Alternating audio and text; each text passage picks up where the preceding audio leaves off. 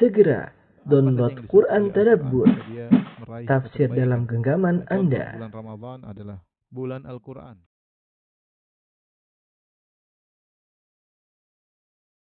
Bismillahirrahmanirrahim. Assalamualaikum warahmatullahi wabarakatuh.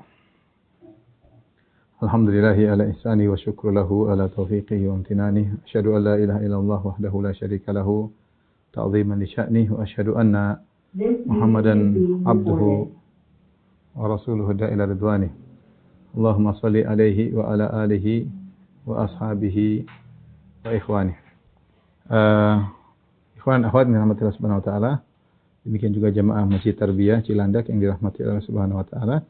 Pada kesempatan kali ini kita akan melanjutkan bahasan kita tentang Sirah Nabawiyah, dan pada pertemuan lalu kita telah selesai 2 pertemuan tentang Ghazwatul Hunain ya.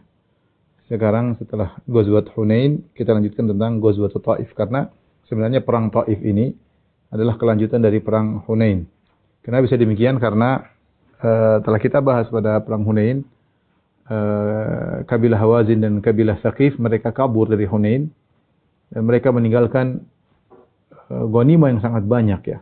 Ribuan onta, ribuan kambing, banyak sekali ghanimah yang mereka tinggalkan, termasuk budak-budak, kemudian istri mereka, banyak sekali mereka tinggalkan. Tetapi yang tujuannya pimpinan mereka itu Malik bin Auf An-Nasri membawa segala harta mereka dan bawa istri-istri mereka agar mereka tidak kabur. Ternyata mereka juga kabur. Mereka kabur kemana? Mereka kabur ke Taif. Ya, kaburlah mereka seluruhnya, kabilah Hawazin dan kabilah Thaqif. Mereka masuk ke kota Taif bersama pimpinan mereka Malik bin Auf An-Nasri. Lalu mereka pun masuk dalam benteng yang ada di Taif. Maka Rasulullah SAW berjalan menuju kepada mereka, menuju Taif.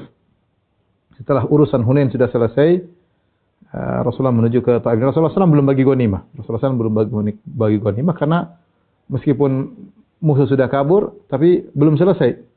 Dikejarlah oleh Nabi dan para sahabat menuju Taif, dan itu terjadi pada bulan Syawal tahun 8 Hijriah ya. Bulan Syawal pada tahun 8 Hijriah. Ya, ingat Fatu Makkah bulan Ramadan ya. Kemudian Hunain, kemudian sekarang Taif. Berdekatan antara Fatu Makkah, setelah Fatu Makkah langsung perang Hunain, setelah perang Hunain sekarang perang Taif. Mereka masuk semua ke dalam benteng di Taif.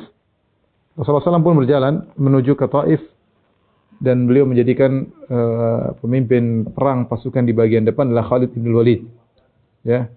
Kemudian di tengah perjalanan Rasulullah SAW melewati kuburan Abu Regal. Siapa Abu Regal? Abu Regal adalah salah seorang dari nenek moyang dari kabilah Thaqif, dan dia dari keturunan kaum Samud. Keturunan kaum Samud, yaitu kaumnya Nabi Saleh alaihissalam. Disebutkan ketika Allah memberi kebinasaan kepada kaum Samud berupa halilintar ya, kemudian berupa gempa yang dahsyat ya. Ketika itu Abu Regal ini dari kaum Samud ini sedang berada di kota Mekah.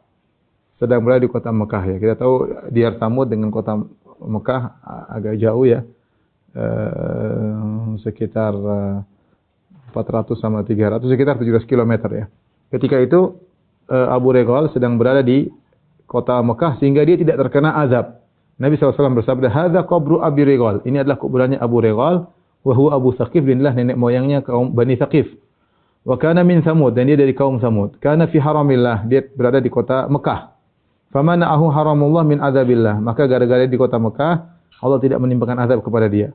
Falamma kharaja minhu, tatkala dia keluar dari kota Mekah, asabathu niqmatul lati asabat qaumahu bihadzal makan. Maka dia sedang keluar menuju Taif mungkin, yaitu karena Taif dekat dengan kota Mekah, dia keluar dari kota Mekah dari tanah haram, Allah pun menimpakan dia azab di tempat ini, fadufina fihi, maka dia pun dikuburkan di tempat ini. Wa ayatu dzalik annahu dufina ma'ahu ghusnun min dzahab. Di antara tandanya dia dikuburkan bersama dia bawa ghusnun, itu semacam tangkai tapi terbuat dari bukan dari kayu tapi dari emas. In antum nabashtum anhu asabtumuhu ma'ahu. Kalau kalian gali di kuburannya, kalian akan dapati tangkai emas tersebut. Fabtadarahun nas fastakhrajul ghusn. Kemudian orang-orang pun membuka kuburannya dan ternyata benar ada tangkai emas tersebut. Kemudian Rasulullah SAW melanjutkan perjalanan meninggalkan Abu Regal ya. sampai akhirnya tiba dekat dengan benteng Taif. Maka Rasulullah SAW pun membuat campnya di situ, ya. Kemudian Rasulullah SAW pun menyuruh kaum muslimin untuk mengepung kota Taif. Ada khilaf di kalangan para ulama, berapa lama Nabi SAW mengepung kota Taif sehingga mereka tidak bisa keluar dari benteng mereka. Ada yang mengatakan belasan hari, ada yang mengatakan 20 sekian hari, ada yang mengatakan 40 hari, ya. Ada khilaf di kalangan para ulama, tapi intinya Nabi mengepung benteng kota Taif kira-kira sebulan. Kira-kira sebulan. Namun orang-orang Thaqif ternyata dalam benteng mereka sudah menyediakan segalanya, makanan, minuman, alat peperangan. Mereka sudah persiapan penuh untuk berperang dengan siapa saja. Makanya ketika mereka masuk dalam benteng mereka dalam pertahanan yang kuat. Mungkin untuk persiapan logistik untuk berapa bulan, ya, kemudian alat segala hal yang diperlukan. Maka ketika kaum muslimin berkem dekat benteng mereka, maka orang-orang Thaqif pun keluar dari benteng mereka dari atas kemudian memanahi kaum muslimin. Memanahi kaum muslimin, melempar dengan batu, dengan lemparan yang kuat, ya, sampai sebagian kaum muslimin terluka. Sebagian kaum muslimin terluka karena camp mereka dekat dengan benteng. Hal ini menjadikan karena kondisi yang tidak nyaman, mereka dilempar, dipanah, kemudian dilempar dengan bebatuan sehingga dari arah atas tentu keras ya lemparan tersebut sehingga banyak kaum muslimin atau sebagian kaum muslimin terluka. Akhirnya Rasulullah SAW terpaksa untuk meninggalkan lokasi tersebut kemudian pindah di lokasi lain yang sekarang dibangun Masjid Taif. Sekarang dibangun kota Taif yang namanya Masjid Taif. Ya, di situlah Rasulullah SAW dulu camp di situ. Bercamp di situ, ya. Ketika itu yang bersama Nabi dalam peperangan tersebut istrinya adalah Ummu Salamah radhiyallahu ta'ala. Kita tahu Nabi SAW ketika bersafar dia bawa istrinya, ya. Kadang beliau mengadakan undian siapa yang keluar namanya maka ikut bersama Nabi dalam safarnya. Ini menunjukkan perhatian Nabi terhadap istri. Dalam safar Rasulullah selalu membawa istrinya. Bahkan dalam safar yang seperti dalam peperangan Rasulullah SAW membawa istrinya. Ketika itu yang dibawa oleh Nabi adalah Ummu Salamah radhiyallahu ta'ala anha.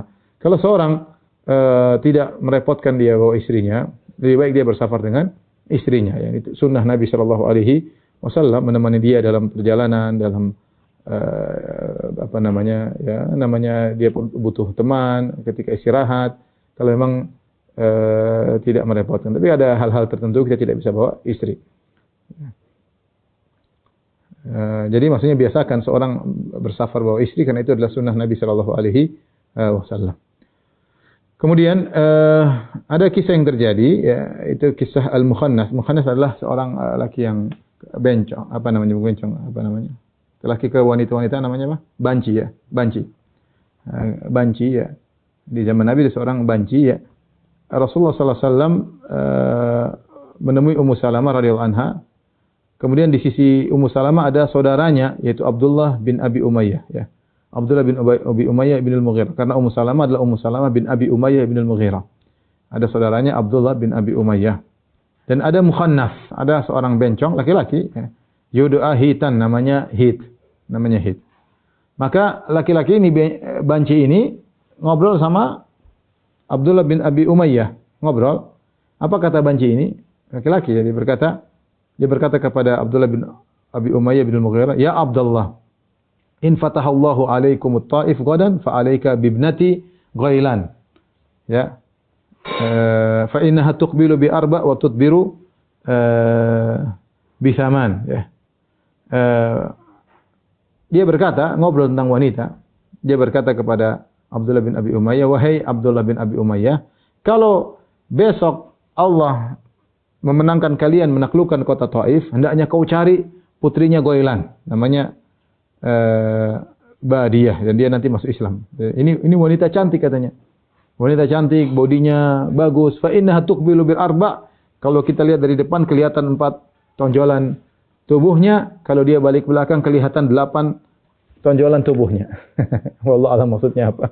Tapi dikatakan fa innaha tuqbilu bil arba, kalau dari depan dilihat ada 4 tonjolan, kalau dia balik belakang ada 8 tonjolan. Artinya lelaki ini mensifati tentang wanita yang dia lihat. Maka Rasulullah SAW berkata, "La yadkhulanna haula'i alaikunna." Jangan sampai ini laki-laki seperti ini ketemu kalian ya, wahai para wanita. Karena ternyata dia meskipun dia banci disangka tidak berhasrat, ternyata dia mensifati wanita ya. Dia tahu bentuknya sebenarnya ini menimbulkan fitnah. Mungkin dia tidak berhasrat tapi dia ketemu dengan laki lain, dia akan cerita tentang saya tadi ketemu cewek begini, perempuan begini-begini, maka Rasulullah mengatakan tidak boleh lagi ketemu dengan wanita orang yang seperti ini ya. Baik, kita lanjutkan ya. Rasulullah SAW memikirkan bagaimana cara melawan orang Taif. Sementara mereka melempar dari atas benteng, sulit untuk melawan mereka. Akhirnya Rasulullah SAW membuat manjanik. Manjanik itu semacam ketapel raksasa, ya, ketapel besar, alat untuk dilemparkan ke atas, ya. Jadi alat pelempar, sebenarnya alat pelempar dengan tali kemudian dilemparkan, ketapel tapi besar, ya, dengan alat pelemparannya untuk melemparkan serangan kepada Bani Saqif dan Hawazin yang ada dalam benteng Taif. Dan inilah manjanik pertama yang dilakukan, yang digunakan dalam Islam. Manjanik pertama. Kemudian juga Rasulullah SAW menebarkan duri-duri di sekitar benteng. Kalau mereka keluar, mereka akan celaka, ya. Ini namanya peperangan, segala strategi dilakukan, ya. Kemudian Rasulullah SAW memotivasi para sahabat untuk memanah mereka, ya. Selain menggunakan manjanik, kalau ada yang keluar mereka panah dari bawah, ya. Imam Ahmad meriwayatkan dalam musnadnya dan juga Tirmidzi dengan sanad yang sahih dari Abu Najih As-Sulami. Dia berkata, "Hasarna ma'an Nabi sallallahu alaihi wasallam hisna Taif." Kami mengepung benteng kota Taif. Sami'tu Rasulullah sallallahu yaqul, maka aku mendengar Rasulullah sallallahu berkata, "Man balagha bisahmin falahu darajatun fil jannah." Barang siapa yang bisa manah dengan panahnya sampai ke musuh, ya, maka dia mendapat satu derajat di surga. Wa man rama bisahmin fi sabilillah azza wa jalla fa huwa lahu adlu muharrar. Barang siapa yang melemparkan panahnya di jalan Allah Subhanahu wa taala, maka dia mendapatkan seperti dalam jihad seperti pahala memerdekakan seorang budak. Wa man syaba syaibatan fi sabilillah kanat lahu nurun yaumil qiyamah. Barang siapa yang berjihad di jalan Allah sampai akhirnya ada uban di rambutnya, maka uban-uban yang rambutnya tersebut akan menjadi cahaya baginya pada hari kiamat kelak. Kata Abu Najih setelah meriwayatkan hadis ini, fa balagtu yauma idzin 16 sahman. Saya berhasil pada hari itu 16 panah saya panahkan ke musuh, karena tidak mudah, mungkin bentengnya tinggi, panah sulit sampai ke atas, tapi Rasulullah kasih motivasi. Siapa yang panahnya sampai ke atas maka dia dapat satu derajat di surga. Ketika peperangan sulit dilakukan, hanya sekedar dari panah bawah ke atas, atas ke bawah, yang sulit, ya. Posisi menguntungkan bagi Bani Saqif. Dari kaum Saqif dan kabilah Hawazin, menguntungkan mereka karena mereka posisi di atas sehingga panah mereka kuat. Lagi pula mereka berlindung di balik tembok, di balik dinding. Bisa jadi mereka lewat lubang-lubang dengan mana. Kaum muslimin mana dari bawah itu sulit. Mau tidak mau bagaimana caranya untuk bisa menembus benteng Taif tersebut? Ya, harus. Sementara mereka tidak mungkin mendekat ke benteng. Kalau mereka dekat ke benteng, semua batu-batu dilemparkan, anak panah dilemparkan, sehingga sulit untuk bisa masuk ke dalam benteng. Tapi tidak ada cara lain kecuali menghancurkan pintu benteng Taif tersebut. Maka Rasulullah SAW pun kaum muslimin pun menggunakan dabbabah. Dabbabah, ya, yaitu semacam kereta, ya, yang terbuat dari kulit atau apa di atasnya, dan kaum muslimin di bawahnya. Jadi mereka berlindung. Kalau ada anak panah, ada batu, maka mereka berlindung karena mereka berada di bawah semacam kereta. Kemudian mereka berlindung berjalan menuju ke pintu gerbang benteng Taif tersebut untuk mereka buka. Ya. Tujuannya adalah sampai situ kemudian membolongi pintu benteng tersebut. Ya. Mulailah mereka berjalan dengan di bawah dabbabah tersebut. Mereka menuju ke gerbang, tetapi dilihat oleh kabilah Saqif, maka mereka pun melempar, ya, mereka melempar sepotong besi yang dipanaskan merah, ya, kemudian dilemparkan ke atas dabbabah tadi, membakar dabbabah tadi yang terbuat dari kulit tadi terbakar. Akhirnya kaum muslimin sahabat keluar di bawah. Ketika keluar di bawah, mereka dipanah dengan panah-panah dan banyak di antara mereka yang meninggal dunia. Para sahabat tidak berhasil. Ternyata Saqif pintar, dia lemparkan besi panas sehingga terbakar. Akhirnya para sahabat kebuka, keluar, akhirnya kena panah, banyak yang meninggal di antara mereka. Berbagai cara dilakukan oleh Rasulullah SAW, dengan manjanik, dengan panah, dengan debabah, tapi tidak berhasil. Ya, sebulan Rasulullah mengepung mereka dan tidak berhasil. Akhirnya Rasulullah SAW menyuruh untuk memotong kebun-kebun anggur yang ada di Saqif dan dibakar. Rasulullah SAW bakar, ya, kaum muslimin, dan itu adalah sumber penghasilan mereka, anggur, orang-orang Taif. Sampai sekarang mereka juga buah-buahan di sana banyak, ya. Kalau kita ke Taif kita bisa beli buah-buahan di Taif, di antaranya ada anggur, ya. Maka kaum muslimin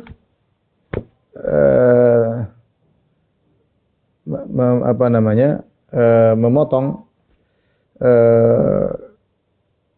kebun mereka, ya, sebagian dirusak. Maka Saqif meminta kepada Nabi, mereka menyebut nama Allah dan atas nama Rahim, kita ini satu rahim, kita masih bersaudara, ya. Jangan potong, ya, kita perang aja, jangan usah potong-potong harta kami, jangan dirusak kebun kami. Maka mereka berkata, lima taqta'u amwalana, wahai Muhammad, kenapa kau rusak harta kami? Imma anta akhudhaha in dhaharta alaina, kalau kalian menang ambil aja, ngapain dipotong yang rusak? Wa imma anta da'a lillahi warrahim, kalau tidak jangan kau rusak, karena Allah dan karena persaudaraan di antara kita, jangan rusak. Kenapa dirusak?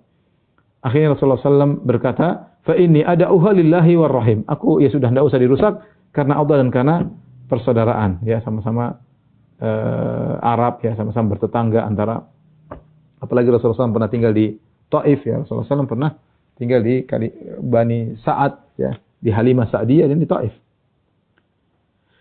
Berbagai cara dipikirkan oleh Nabi. Di antara hal yang dipikirkan oleh Nabi berkata, menyuruh seorang untuk menyeru, berteriak, ya, ayyuma abdin nazala minal hisni wa kharaja ilaina fahuwa hurr.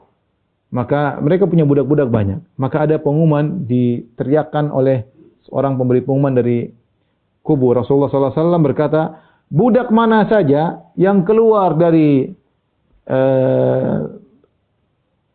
benteng dan menuju kami, maka dia merdeka.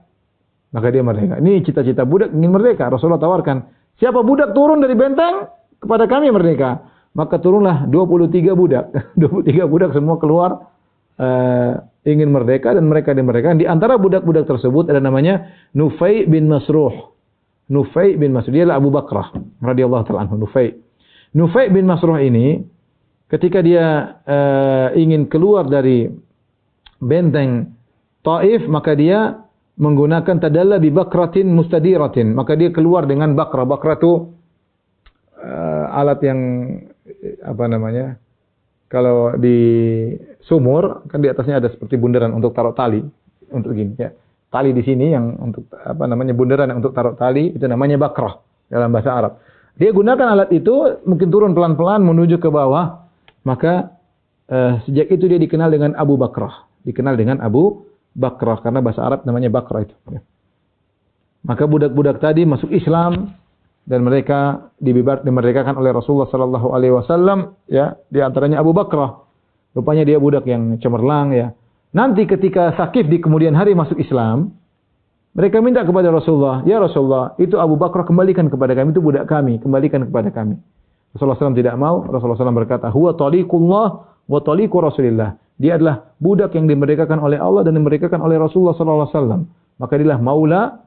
Maula adalah sebutan bagi budak yang dimerdekakan. Jadi maula Rasulillah maksudnya budak yang dimerdekakan oleh Rasulullah sallallahu alaihi wasallam. Itulah Abu Bakrah radhiyallahu taala anhu yang asalnya adalah budak yang turun dari benteng untuk bergabung dengan kaum muslimin. Baik. Tadi sudah kita sebutkan pengepungan sekitar sebulan, tapi tidak ada hasilnya.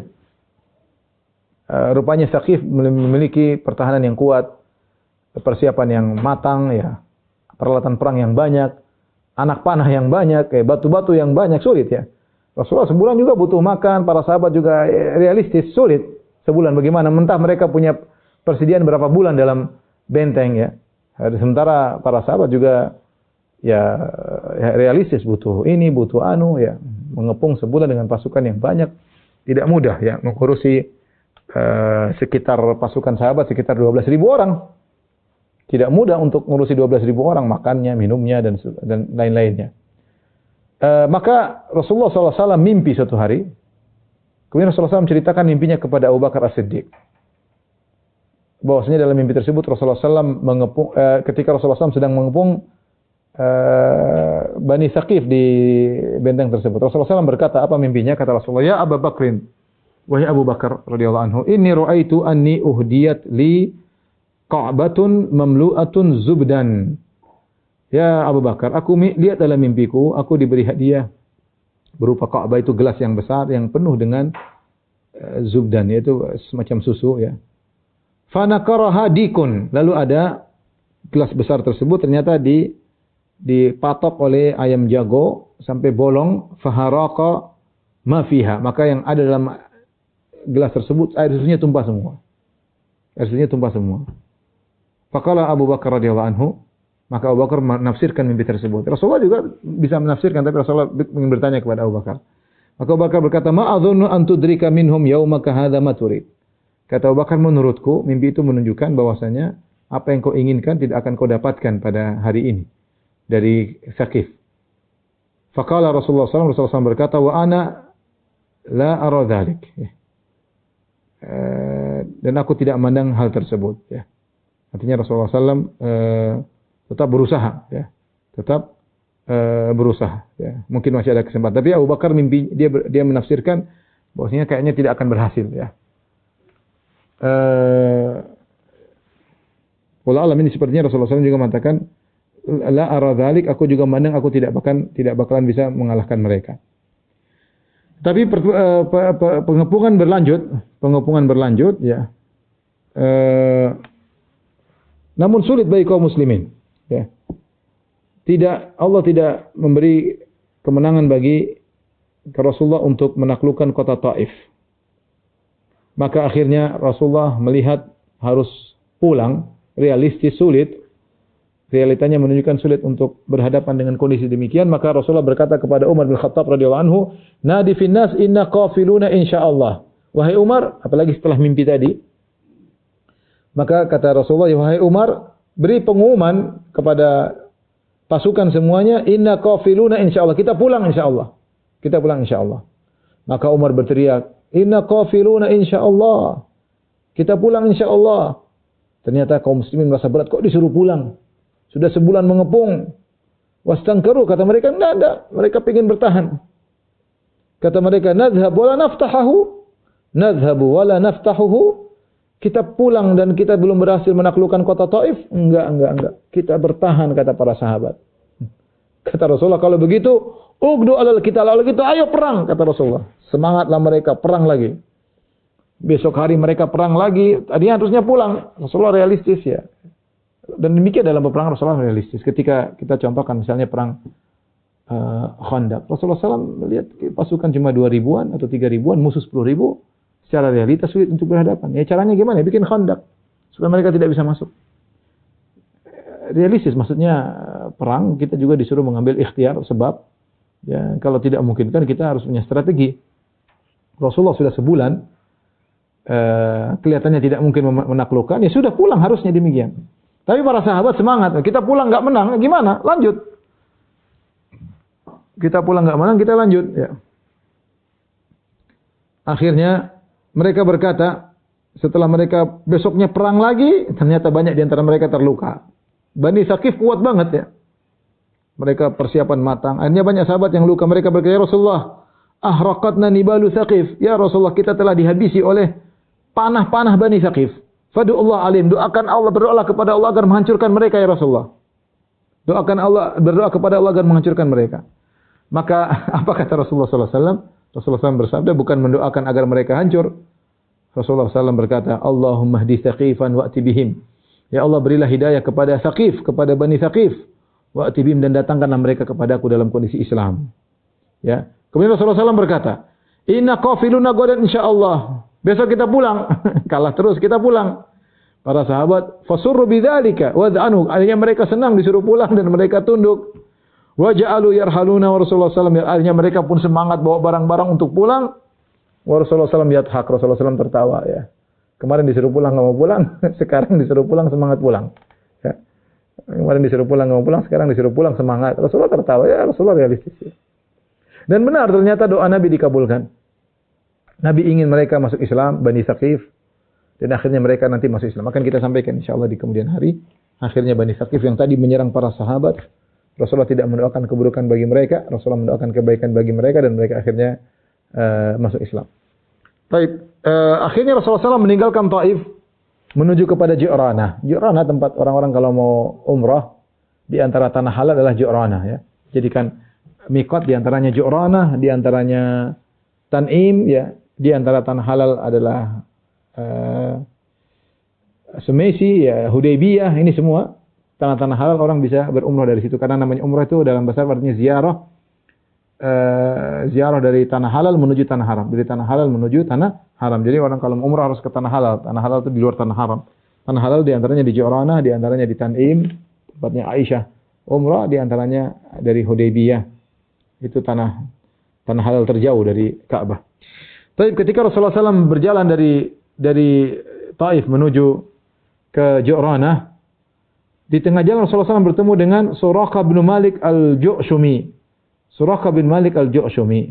Masih ingat mungkin para pemirsa yang dirahmati Allah Subhanahu wa taala. Suraqah bin Malik ini yang ketika Rasulullah SAW awal-awal berhijrah, Rasulullah SAW meniti jalan di arah pantai dan dia yang mengejar Nabi ingin mendapatkan sayembara. Siapa yang bisa mendatangkan Muhammad atau Abu Bakar hidup atau mati akan mendapatkan 100 ekor onta. Dan dia mengejar Nabi dengan kudanya, dengan membawa panahnya, tapi ketika dia mendekati Nabi, kudanya tersungkur. Ya. Kemudian dia goyangkan undian, dia bilang maju atau tidak. Terus keluar tidak, tapi dia maju lagi. Karena dia semangat dengan 100 ekor onta, kemudian terjatuh lagi. Sampai 3 kali akhirnya dia berteriak, saya tidak ingin mengganggu apa-apa. Akhirnya Rasulullah SAW pun berikan dia keamanan. Ya. Dengan syarat kau jangan cerita kepada siapapun, kami lewat sini. Jangan kau ceritakan kepada siapapun, kami lewat sini. Maka Rasulullah berikan dia tulisan, dan dia bawa tulisan tersebut. Ya, itu di awal Rasulullah ketika berhijrah. Sekarang 8 tahun berikutnya, dia ketemu lagi dengan Nabi SAW. Dia datang Suraqah bin Malik al-Ju'shumi, maka dia masuk di pasukan berkuda milik kaum Ansar. Maka kaum Ansar semuanya mengarahkan tombak ke arah dia. Ya. Ilaik, jauh kau. Apa kau ngapain? Mau ngapain? Suraqah mendekati Rasulullah SAW dan Rasulullah di atas ontanya. Kata Suraqah, wallahi laka'anni anzuru ila saqihi fi gharzihi ka'annaha jummar atau jimaratun. Kata Suraqah, demi Allah ketika aku melihat Nabi. Suraqah dibawa Nabi di atas ontanya, sedang di atas ontanya. Dia melihat betis Nabi sedang di tempat pijakan onta. Kata dia, aku melihat betis Nabi sangat putih. Seakan-akan dia adalah jantung bagian dalam batang korma. Jumarah sudah pernah kita jelaskan. Jumarah adalah, ini kalau pohon korma. Ini pohon korma, di atasnya daun-daun. Di puncak pohon korma, batang korma, itu bisa dibolongin. Kalau dibolongin, keluar putih. Batang itu bisa dimakan, namanya jumarah. Jumarah, saya pernah makan ya. Ya enak ya. Artinya dia punya cara rasa khas ya. Kalau mau ngambil jumarah itu berarti korma harus mati. Korma harus ditebang baru dibolongin batangnya, kemudian ada warna putih, bersih. Itu namanya jumarah. Nah, dan itu bisa dimakan. Kata Suraqah bin Malik bin Ju'shum, aku melihat betis Nabi putih seperti jumarah, seperti bagian dalam batang korma bagian atas ya. Farafa'tu yadi bil kitab, maka aku pun mengangkat tanganku dengan tulisan yang pernah Rasulullah berikan kepadaku. Tsumma qultu ya Rasulullah, hadza kitabuka li ya Rasulullah, kau ingat ya Rasulullah, inilah tulisan yang kau berikan kepadaku waktu itu. Ana Suraqah bin Malik bin Ju'shum, aku adalah Suraqah bin Malik bin Ju'shum. Ketika itu Rasulullah bilang, jangan kau ceritakan kepada siapapun kalau aku lewat sini. Dan dia belum masuk Islam ketika itu. Padahal dia ingin nangkap Nabi dapat 100 ekor onta. Maka Rasulullah SAW berkata, yauma wafa'in wa birrin udnu. Ini hari saya wafa, saya tunaikan janji saya yang saya tulis dalam tulisan tersebut, dekatkan dia kepada aku. Maka akhirnya Suraqah mendekati Nabi SAW, maka aku pun masuk Islam, kata Suraqah. Ya. Tsumma tadzakartu syai'an as'alu Rasulullah SAW fama azkuruhu.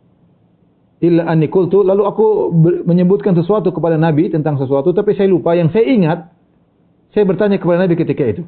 Kata Suraqah, ya Rasulullah, ditanya masalah ya, Abdullah minal ibil taksha hiyadhi wa qad mala'tuha li ibili hal li min ajrin fi an asqiyaha. Dia bertanya ketika masuk Islam tadi, kesempatan dari Rasulullah, dia bertanya, "Ya Rasulullah, ada onta tersesat, entah ontanya siapa. Dan saya punya hayadi, yaitu air yang saya penuhi untuk onta-ontaku." Jadi Suraqah bertanya, "Saya punya tempat semacam danau kecil, ya tempat air lah, tempat air untuk onta-ontaku. Kalau mereka sudah merumput, ya sudah tinggal datang mereka minum dari tempat air tersebut." Ternyata ada ontanya orang yang tersesat. Dhalah, onta tersesat. Dia datang menuju ke tempat airku yang aku siapkan untuk onta-ontaku. Ternyata dia minum dari tempat airku tersebut. Hali min ajr fi nasqiya. Apa aku dapat pahala ya Rasulullah kalau onta itu minum dari tempat airku? Subhanallah, dia tanya. Mungkin berbagi itu mungkin sepele, tapi dia tanya, dia ingin tahu.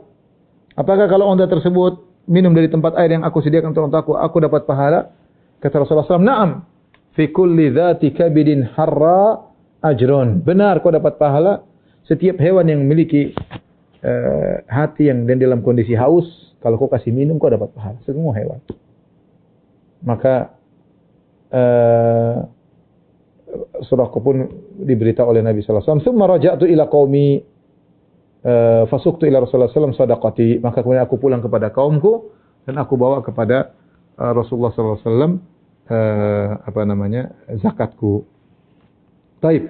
Apa yang terjadi di Ju'rana? Ketika Nabi sampai di Ju'rana, ternyata seluruh ghanimah dikumpulkan di Ju'rana. Ya. Ketika itu Rasulullah sallallahu sudah masuk bulan Dzulqa'dah. Ya, hari malam Kamis di hari kelima bulan Dzulqa'dah. Maka Nabi pun turun di Ju'rana. Kemudian Rasulullah SAW tinggal di situ selama 13 hari. Rasulullah SAW tidak bagi ghanimah.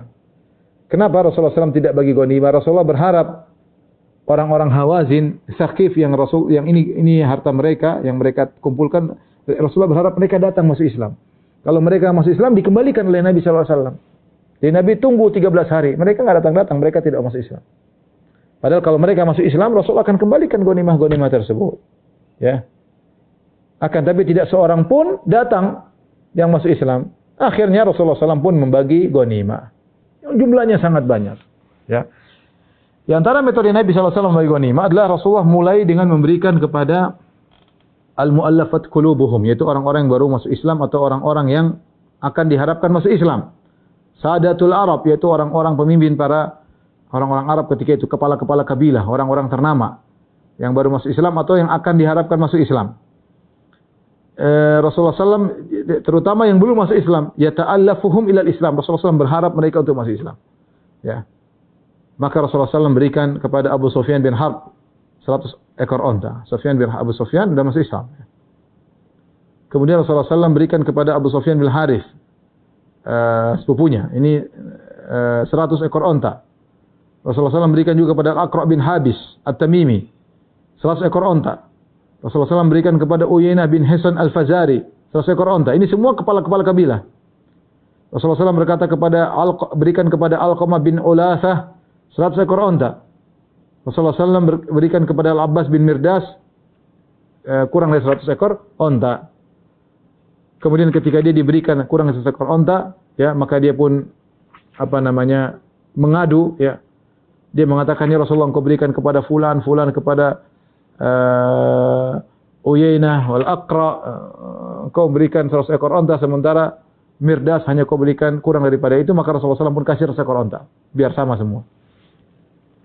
Rasulullah SAW juga berikan kepada Hakim bin Hizam 100 ekor onta. Rasul bagi-bagi. Ini semua pembesar-pembesar, besar Quraisy, pembesar kabilah-kabilah Arab, Rasulullah kasih. Karena mereka penting, aset bagi kaum muslimin kalau mereka masuk Islam atau yang sudah masuk Islam agar kokoh iman, yang belum masuk Islam agar masuk Islam. Ya, ini siasat atau politik dalam berdakwah, siasat dalam berdakwah, ya. Dan itu boleh dengan harta sedekah, ya. Atau harta zakat. Kemudian Rasulullah SAW berikan kepada Hakim bin Hizam 100 ekor onta. Hakim bin Hizam adalah ponakan Khadijah yang punya banyak jasa besar kepada Nabi dan kepada Khadijah ketika ketika Rasulullah SAW dikepung, cerita lama dulu, nah kita sampaikan ketika Rasulullah SAW dikepung selama 3 tahun, Bani Hashim dikepung oleh orang Quraisy, tidak dikasih makan, tidak boleh berinteraksi dengan mereka, tidak boleh menikah dengan suku yang lain, ya, Bani Hashim semuanya sampai mereka kelaparan. Di antaranya Hakim bin Hizam, dia mengirim makanan dengan ontanya dikirim kepada bibinya Khadijah. Ini Hakim bin Hizam. Orang yang sangat baik ya. Dan dialah Hakim bin Hizam yang beli budak Zaid bin Harithah. Kemudian dia hadiahkan kepada bibinya Khadijah, yang budak tersebut akhirnya menjadi anak angkat Nabi SAW. Zaid bin Harithah akhirnya menjadi sahabat Zaid bin Harithah yang punya anak Usamah. Yang beli adalah Hakim bin Hizam.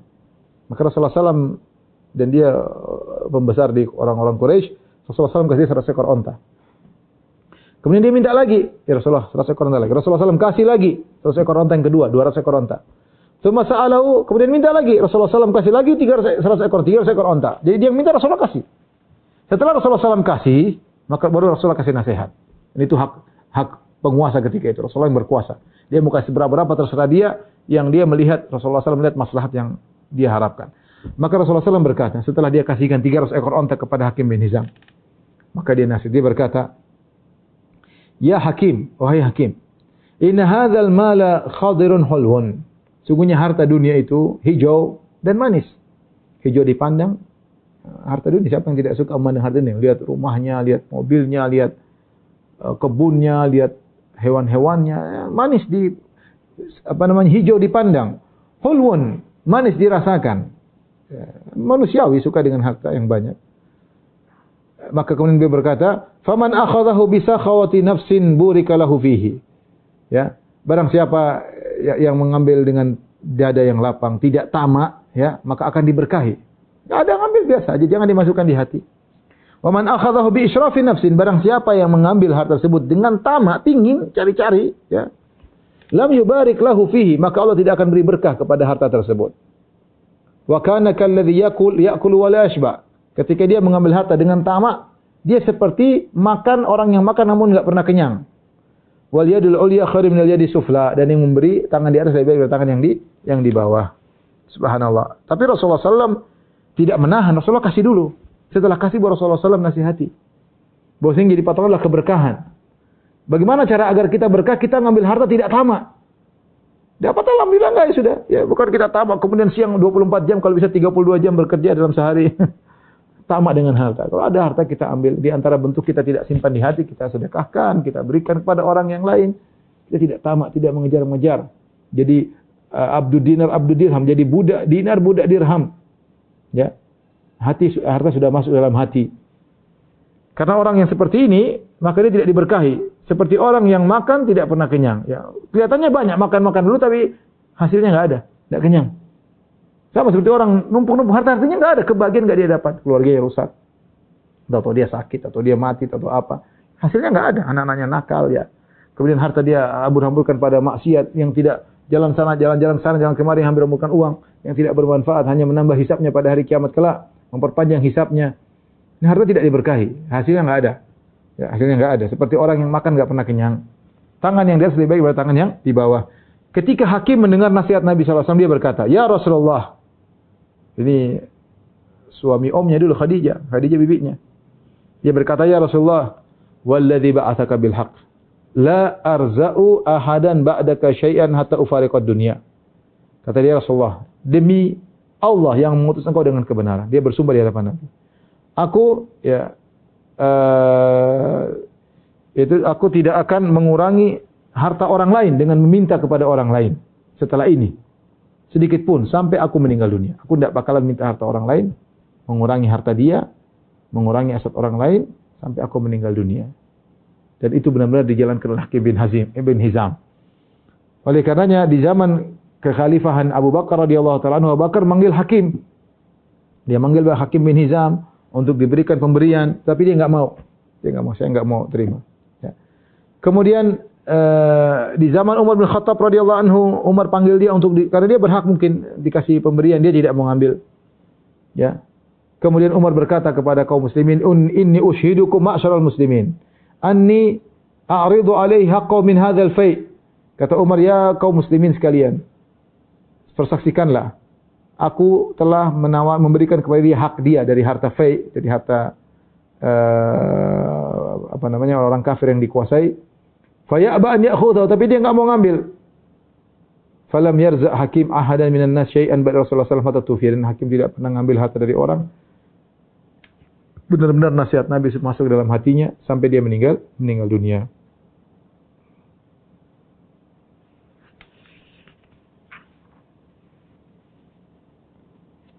Kemudian di antaranya Rasulullah SAW memberikan kepada Safwan bin Umayyah, dan ketika itu masih musyrik. Safwan bin Umayyah ma'ruf yang sudah kita jelaskan, dia sampai kabur mau lari ke Jeddah, kemudian dikasih pengamanan. Dia bilang kalau satu dunia semua beriman, saya tidak akan beriman kepada Muhammad. Dia jengkelnya luar biasa. Kenapa? Karena Rasulullah SAW membunuh, dan dengan perintahnya Rasulullah terbunuhlah bapaknya Umayyah bin Khalaf. Umayyah bin Khalaf, majikannya Bilal, yang menyiksa Bilal, dibunuh oleh Bilal bersama para sahabat. Kemudian juga saudaranya, ya, juga terbunuh. Ya. Maka dia dendam kepada Nabi SAW, sehingga dia ingin kabur. Bahkan dia dia belum masuk Islam. Rasulullah kasih dia pengamanan, silakan kau bebas dan tidak perlu masuk Islam. Tapi dia ikut Nabi. Sehingga dalam perang Hunain dia ikut, dalam perang Taif dia ikut serta, meskipun dia tidak ikut perang, dia nonton. Ya, Sufyan bin Umayyah radhiyallahu anhu ketika itu masih musyrik. Dan kita sebutkan pada waktu perang Hunain, Rasulullah SAW minjem, dia punya alat perang banyak. Rasulullah SAW pinjam. Rasulullah mengatakan, Ariyah tuh, ini Ariyah. Qasban, ya Muhammad, apakah kau akan merampas hartaku, alat-alat perangku? Kata Nabi, la, bukan, bal Ariyah, ya, marduda atau madmunah, tapi adalah pinjaman yang akan dikembalikan.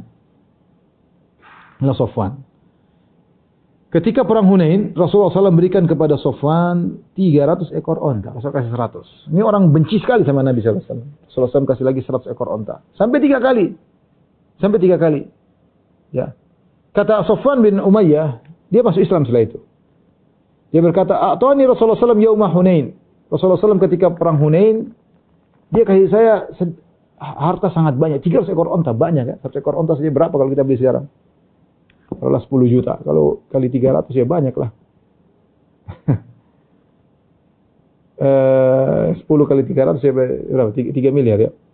Wa innahu la abghadun nasi ilayya, dan dia adalah orang yang paling aku benci. Rasulullah ini orang yang paling aku benci. Fama zala yu'tini hatta sara wa innahu ahabbun nasi ilayya. Tapi Rasulullah berikan aku sampai jadilah dia orang yang paling aku cintai. Subhanallah. Hadiah punya pengaruh. Benar kata Nabi SAW, tahadu tahabu. Saling beri hadiah, kalian akan saling mencintai. Sifat manusia. Kata seorang penyair, ahsin ilan nasi tasta'bid kulubahumu, fatalama sta'badal insanal ihsan. Berbuat baiklah kepada orang lain, kau akan mengambil hatinya. Betapa kuat perbuatan baik mengambil hati orang lain. Ya, inilah yang dilakukan oleh Balqis ketika mengambil hati Sulaiman. Wa inni mursilatun ilaihi bihadiyatin. Aku ingin kirim hadiah kepada Sulaiman. Ya, mengambil hati Sulaiman, tapi Sulaiman tidak mau terima alaihissalam. Tapi intinya, Safwan tadi sangat benci. Orang paling benci di alam semesta adalah Muhammad bagi dia, sallallahu alaihi wasallam. Tapi Rasulullah SAW tahu ini kebencian luar biasa kepada Nabi. Nabi kasih 100 ekor onta. Baik. Tentu berubah kebenciannya. Mungkin tadi 100 jadi 90. Derajat kebencian dari 100% jadi 90%. Kasih lagi 100 ekor onta. Dari 90 dapat 500 ekor onta, mungkin jadi langsung jadi 0. Kasih lagi 100 ekor onta, maka jadilah Nabi orang yang paling dia cintai, berubah. Praktekkan ini kalau Anda tidak percaya. Ada orang benci sama Anda kasih mobil 1. Ini orang benci, tiap hari ngomongin Anda, jelek-jelekin Anda, benci, dendam. Sudah kasih 100 jangan 100 ekor onta, kasih 1 mobil. Enggak usah harga 1 miliar, kasih mobil harga 400 juta. Udah, langsung jadi kawan. Bukan lagi benci, hilang kebencian. Kasih lagi mobil kedua, sudah Anda orang paling cintai di alam semesta. Anda menjadi orang paling dicintai alam semesta. Manusiawi. Kita ini manusia, kita punya hati yang begitu tabiatnya. Kalau dibaikin oleh orang, kita akan sayang kepada orang tersebut. Ya, kita akan sayang kepada orang tersebut. Lihatlah Safwan bin Umayyah yang sangat benci kepada Nabi SAW. Ketika dikasih 100 ekor onta, 3 kali 300 ekor onta, hatta sara wa innahu ahabbun nasi ilayya. Jadilah Rasulullah SAW orang yang paling aku cintai. Kemudian Rasulullah SAW kemudian memberikan kepada Harith bin Hisham 100 ekor onta. Rasulullah SAW memberikan kepada Suhail bin Amr 100 ekor onta. Rasulullah SAW memberikan kepada Huwaitib bin Abdil Uzza 100 ekor onta. Rasulullah bagi-bagi. Ya. Rasulullah SAW memberikan kepada yang 50 ekor. Ada yang 40 ekor, ada yang 45 ekor. Sampai tersebar di orang-orang ketika itu, Muhammad kalau memberikan harta dia tidak pernah takut miskin. Maka orang-orang Arab Badui datang kepada Nabi SAW, minta dapat jatah. Mereka minta harta, minta mana jatah kami, jatah kami. hatta taru ila samurah fa khatifat rida'uhu. Maka fa khatifat rida'ahu, maka Rasulullah SAW kedorong sampai akhirnya ke sebuah pohon yang agak berduri, maka selendang Nabi kecantol di pohon tersebut. Dan Rasulullah kebawa terus karena orang semua ngepungin dia, minta. Orang Arab Badui. Maka Rasulullah SAW berteriak, "A'tuni ridai." Berikan selendangku. Ya. Rasulullah berkata, "Falau kana adadu hadhihi al-idah na'aman laqasamtu bainakum. Thumma la tajiduni bakhilan wala kadzuban wala jabanan." Seandainya saya punya onta sebanyak duri-duri yang ada di pohon tersebut, saya akan bagikan seluruhnya kepada kalian. Kalian tidak akan mendapati aku sebagai orang yang pelit. Aku bukan orang pelit. Kalian tidak akan mendapati aku pendusta dan kalian tidak mendapati aku orang yang pengecut. Kalau saya punya onta, jangan khawatir. Kalau saya punya, saya akan kasih semuanya. Ya, Rasulullah ingin menjelaskan bahwasanya jangan khawatir. Kalau saya punya, saya akan kasih seluruhnya. Ya, demikian apa yang saya sampaikan. Wabillahi taufiq wal hidayah. Assalamualaikum warahmatullahi wabarakatuh.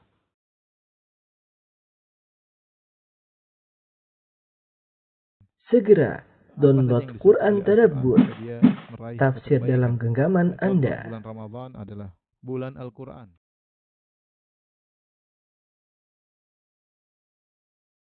Bismillahirrahmanirrahim. Assalamualaikum warahmatullahi wabarakatuh. Alhamdulillahi ala ihsani wa syukru lahu ala taufiqi. Alhamdulillah, asyhadu an la ilaha illallah wahdahu la syarika lahu ta'ziman li sya'nih. Wa asyhadu anna Muhammadan abduhu wa rasuluhu da'ila ridwanih. Allahumma salli alaihi wa ala alihi wa ashabihi wa ikhwani. Ikhwan akhwat yang dirahmati Allah Subhanahu wa taala. Para jamaah Masjid Tarbiyah Cilandak yang dirahmati Allah Subhanahu wa taala, kita lanjutkan bahasan kita tentang sirah nabawiyah. Ya, pada kesempatan ini kita melanjutkan tentang kisah perang Taif, ya, perang Taif, kisah pada sesi yang kedua. Sesi yang kedua, kemarin kita jelaskan bahwasanya Nabi sallallahu alaihi wasallam ketika menang dari perang Hunain, Nabi sallallahu alaihi wasallam meninggalkan ghanimah di Ju'ranah. Kemudian Nabi melanjutkan menyerang Taif. Namun akhirnya tidak bisa ditembus juga, dan akhirnya Rasulullah kembali, ya, setelah ada yang mengatakan sebulan, ada yang mengatakan berminggu-minggu. Setelah itu Rasulullah SAW balik ke Ju'ranah.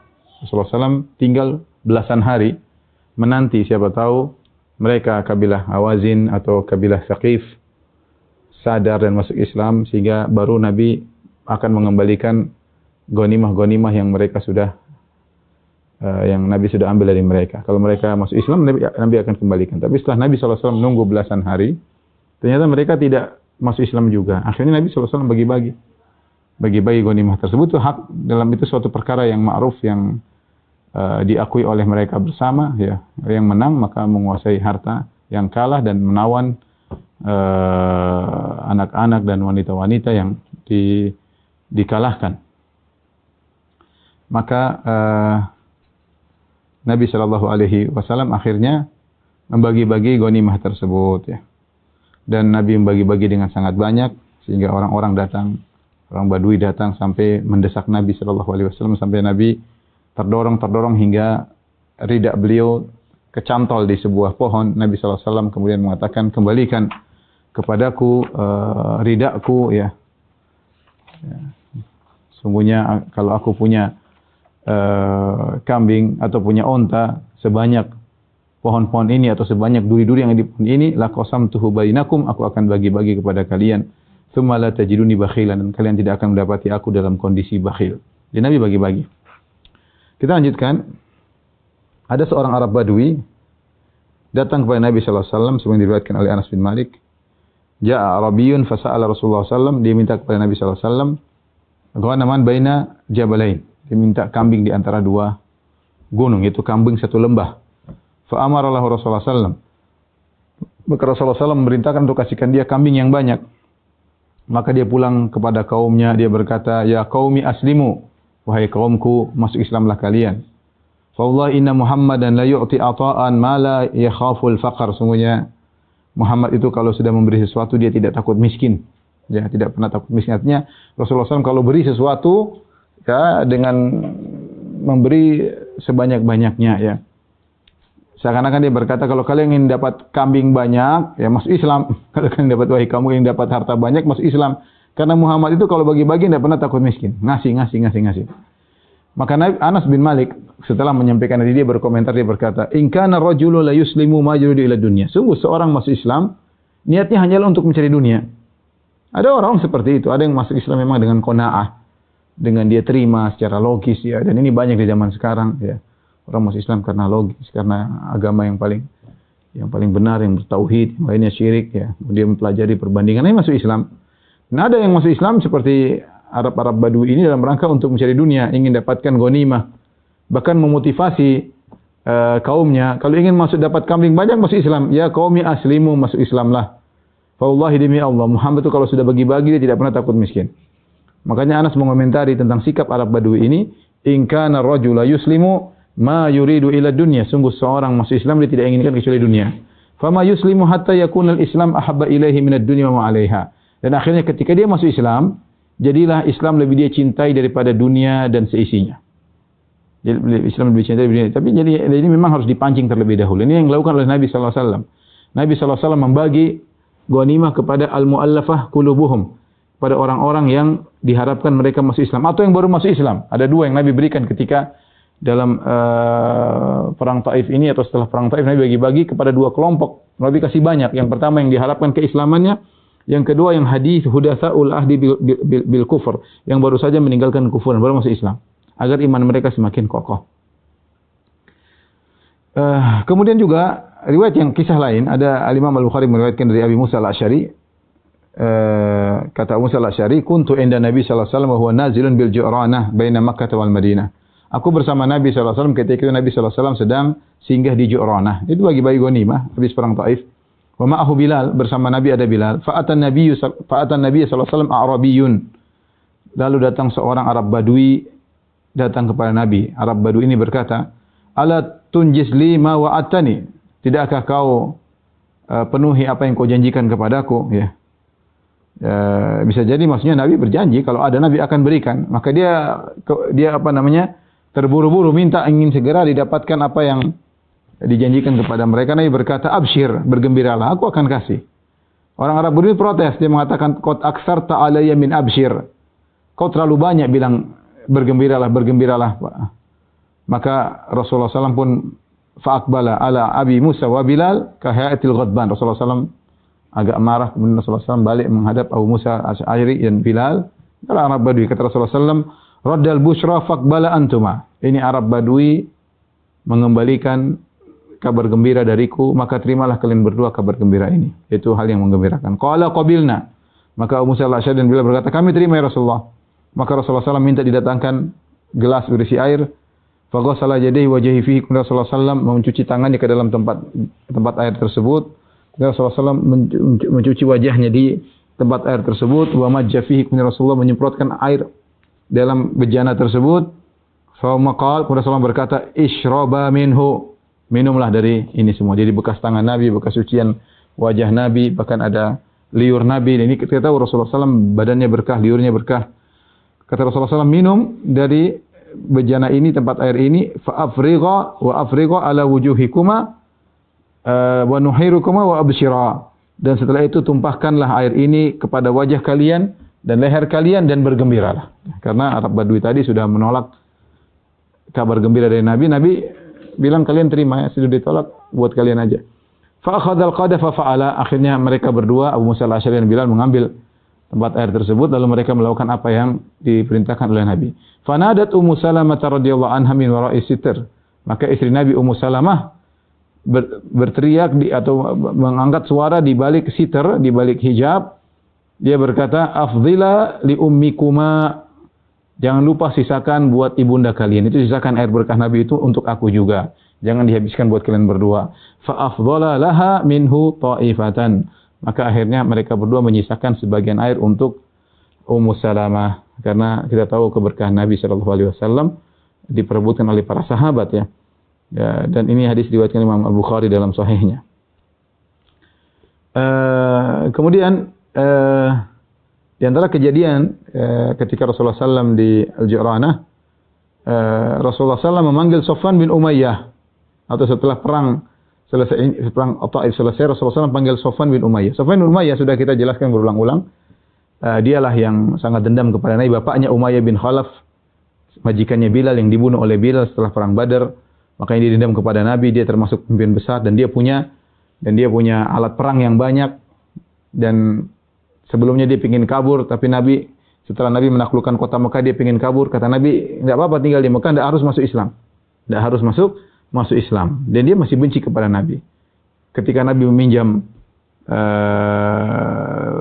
alat-alat perangnya, dia mengatakan, ya Rasulullah, ya Muhammad, ghasban anni, kau merampas atau kau pinjam. Kata Nabi, ini pinjaman yang akan dikembalikan. Saya pinjam aja buat perang. Dan sudah kita jelaskan, dia sangat benci kepada Nabi SAW, tetapi Rasulullah SAW memberikan dia 100 ekor onta sampai 3 kali. 100 ekor onta, 100 ekor sampai 3 kali. Akhirnya dia orang yang paling dicintai oleh Nabi SAW. Ternyata setelah perang selesai, Nabi ingin mengembalikan alat-alat perangnya, baju-baju perangnya. Ternyata sebagian yang hilang.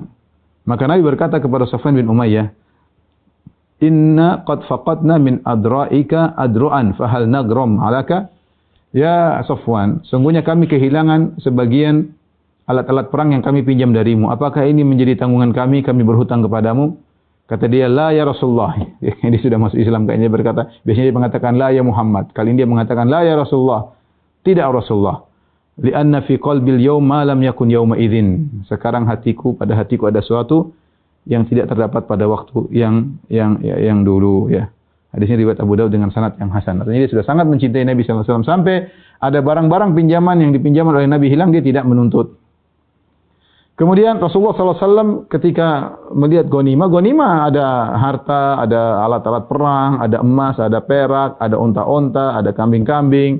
Demikian juga di antara ghanimah ada sabaya, yaitu wanita-wanita tawanan perang, ya. Dan sebagaimana hukum yang berlaku, bahwasanya wanita-wanita perang yang ditawan dijadikan budak dan boleh digauli, digauli. Tapi ada aturannya. Kata Rasulullah SAW, ketika banyak wanita yang ditawan, maka Rasulullah SAW berkata, menyuruh seorang untuk beri pengumuman, la tuta'ul hubla hatta tada wala ghairu dzati hamlin hatta tahidha haidatan.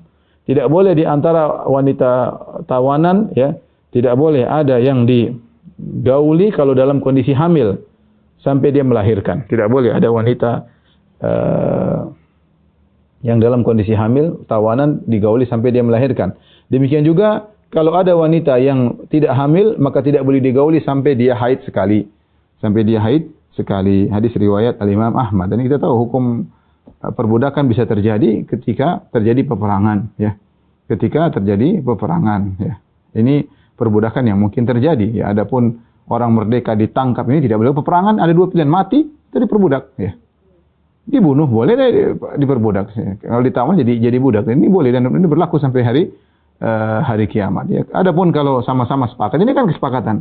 Seandainya sepakat bahwasanya tawanan perang tidak diperbudak, boleh-boleh saja kalau sepakat di antara perjanjian di antara negara-negara misalnya, atau kalau ada tawanan harus dibebaskan, itu terserah. Tapi kalau hukum asal, orang yang kalah dalam peperangan, kemudian wanita-wanita tersebut dibawa dalam peperangan, boleh diperbudak. Dan budak boleh digauli, tapi Nabi SAW sudah jelaskan, kalau masih hamil maka tidak boleh digauli kecuali sampai melahirkan. Adapun yang tidak hamil, maka boleh digauli kalau sudah haid sekali.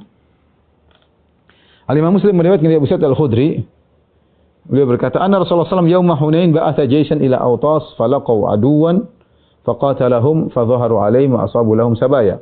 Rasulullah SAW ketika perang Hunain, Rasulullah SAW mengirim pasukan ke lembah Autas dan akhirnya terjadi peperangan dan akhirnya Rasulullah SAW menang melawan mereka dan mereka mendapatkan tawanan-tawanan wanita. Faka'anna nasan min ashabi Rasulullah SAW taharraju min ghasyayanihinna min ajil azwajihinna minal musyrikin. Sahabat-sahabat ketika menguasai tawanan-tawanan perang wanita, mereka ragu untuk menggauli wanita-wanita tersebut karena sebagian mereka masih punya suami dari kalangan kaum musyrikin. Maka Allah Subhanahu wa taala menurunkan firman-Nya, wal muhsanatu minan nisa'i illa ma malakat aymanukum. Ya, tidak tidak boleh kecuali budak-budak yang kalian miliki, maka ini boleh digauli, ya. Ya, artinya budak-budak yang kalian miliki ini boleh kalian gauli, halal jika telah selesai iddahnya. Iddahnya kalau dia hamil, maka lahir anaknya, atau ketika dia tidak hamil, dia haid sekali, ya, maka boleh digauli. Baik. Kalau ada orang tidak suka dengan hukum yang disampaikan oleh Nabi Shallallahu Alaihi Wasallam, silakan protes kepada Nabi. Silakan protes kepada Nabi Shallallahu Alaihi Wasallam. Dia tidak ridho Nabi menjadi nabinya. Kita setiap hari kita mengatakan raditu billahi rabba wa bil islami dina wa bi Muhammadin nabiyya wa rasulah. Kita ridho Islam sebagai agamaku, ya. Kemudian Allah sebagai Tuhanku dan Muhammad sebagai nabiku. Nabi memberikan aturan dalam peperangan, ya. Ada aturan ya begini. Ini berlaku juga. Tidak ada yang mengingkari aturan ini ketika zaman itu. Adalah hal yang biasa. Tapi saya katakan tadi, kalau seandainya negara-negara punya kesepakatan di kemudian hari, ya boleh-boleh saja. Ya. Boleh-boleh saja. Yang kalau sudah ada kesepakatan boleh-boleh saja. Tapi hukum asal, jika terjadi peperangan, maka wanita yang ditawan boleh diperbudak. Ya. Makanya Nabi SAW dalam aturan, kalau ada yang dikalahkan dalam peperangan, boleh diperbudak laki-laki, ya. Boleh dibebaskan begitu saja, ya, atau fida yaitu ditebus, terserah. Panglima perang bebas, dia mau merdekakan bebas begitu saja, atau disuruh tebusan atau dijadikan budak, boleh, ya. Itu lebih baik semua daripada dibunuh, ya. Artinya namanya peperangan kan mau dibunuh, ya. Ketika dijadikan budak, ya boleh, dan hukum budak boleh digauli, ya. Dan dalam ayat terlalu banyak menjelaskan tentang akan hal ini, ya. Wa ma malakat aymanukum, ya. Kemudian ada kisah Dzul Khuwaisirah At-Tamimi, yaitu cikal bakal Khawarij, ya. Ada seorang di Arab Badui yang dinamakan Dzul Khuwaisirah At-Tamimi, namanya Hurkhus bin Zuhair As-Sa'di. Dia protes terhadap pembagian Rasulullah SAW, karena Rasulullah bagi memang tidak seperti yang mereka lihat sebelumnya. Rasulullah SAW benar-benar royal, tapi yang diberikan adalah dua model orang yang paling banyak Rasulullah berikan, yaitu yang diharapkan masuk Islam atau yang baru masuk Islam. Itu yang Nabi SAW royal memberikan kepada mereka.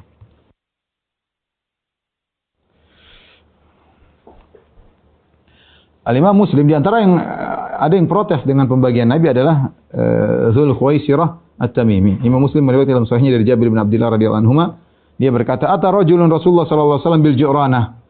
Bosnya ada seorang datang kepada Rasulullah SAW di Ju'ranah. Ya, munsarafahu min Hunain, yaitu Rasulullah setelah dari Hunain pergi ke Ju'ranah. Wa fi thawbi Bilal fiddah, dan Bilal membawa fiddah yaitu perak. Wa Rasulullah SAW yaqbidu minha wa yu'ti nas. Rasulullah SAW ambil perak, Rasulullah bagi-bagi, Rasulullah ambil perak, Rasulullah bagi-bagi. Faqala ya Muhammad. Maka dia berkata, wahai Muhammad, adilah engkau wahai Muhammad. Rasulullah kaget, ditegur. Seumur hidup baru ada orang bilang Nabi, adilah engkau, ya.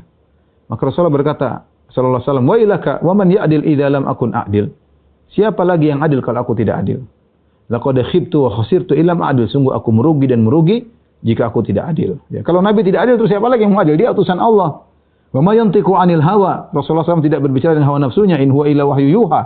Tapi wahyu diturunkan kepadanya. Kalau Nabi yang dapat wahyu tidak adil, terus siapa lagi yang mau adil?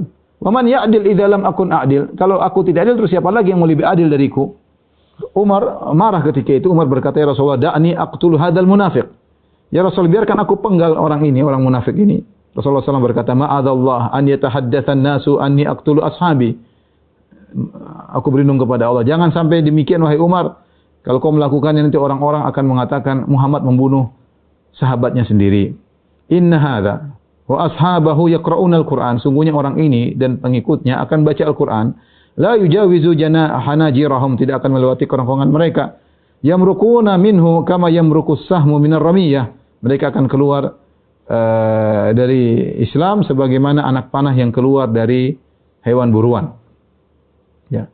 Jadi di sini Rasulullah SAW ini orang zahirnya Muslim, ya, orang munafik juga zahirnya Muslim, tidak boleh dibunuh. Ya. Meskipun hatinya kufur, tapi Rasulullah memperhatikan citra Islam. Rasulullah SAW perhatikan citra Islam, jangan sampai orang-orang ngomong Muhammad membunuh temannya. Kalau Muhammad membunuh temannya, orang tidak mau masuk Islam. Jadi Rasulullah SAW memperhatikan citra Islam, jangan sampai tercoreng, ya. Jangan sampai tercoreng di pandangan orang-orang yang tidak paham, ya. Ada berita-berita hoax dan yang lainnya, ya.